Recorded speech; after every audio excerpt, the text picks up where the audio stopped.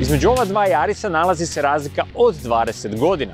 Ovaj ovdje od aktivne sigurnosti ima ABS, a ovaj ovdje sve ovo.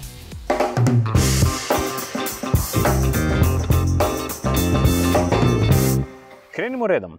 ABS je jedan od prvih sigurnosnih sustava koji je omogućio upravljanje u kritičnim situacijama.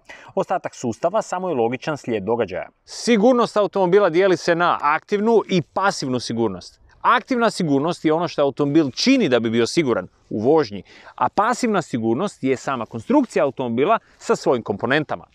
Toyota vjeruje da je sigurnost pravo svakog pojedinca, tako se novi Yaris diči epitetom najsigurnijeg auta u svojoj klasi, a kompletan sustav zove se Toyota Safety Sense i dio je serijske opreme svake nove Toyote.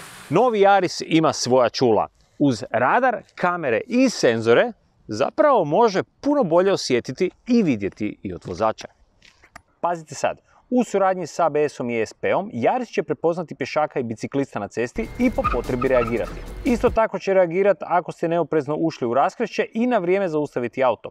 Yaris dobro vidi i čita znakove. Osim toga što će vam ispisati trenutno ograničenje, sustav vješto surađuje s tempomatom i prilagođava brzinu. Tempomat je naravno radarski, pa će na autocesti održavati siguran razmak i po potrebi kočiti. 3 sustava brinu se da ne napustite voznu traku: Lane Departure, Steering Control i Lane Trace Assist. Oprostite na mojem engleskom. A kad padne noć, aktivirajte aktivno dugo svjetlo kako biste vidjeli bolje. A kad dođete kući, parking senzori spojeni s kočnicom će zaustaviti vaš automobil ako pretjerate pri parkiranju. Ti isti senzori nadziru i mrtvi kut u vožnji, čime je kompletan Toyota Safety Sense sustav zaokružen. Sa svakom generacijom automobili su sve čvršći i čvršći, tako recimo novi Yaris ima čvršću karoseriju za 37%. I šećer za kraj. Yaris je prvi auto na svijetu koji koristi centralni zračni jastuk koji sprečava kontakt između vozača i suvozača prilikom sudara.